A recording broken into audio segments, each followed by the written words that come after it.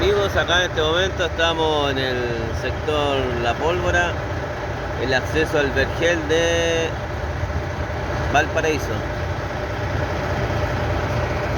Aquí están haciendo el paso bajo nivel, hay una máquina que está trabajando ahí.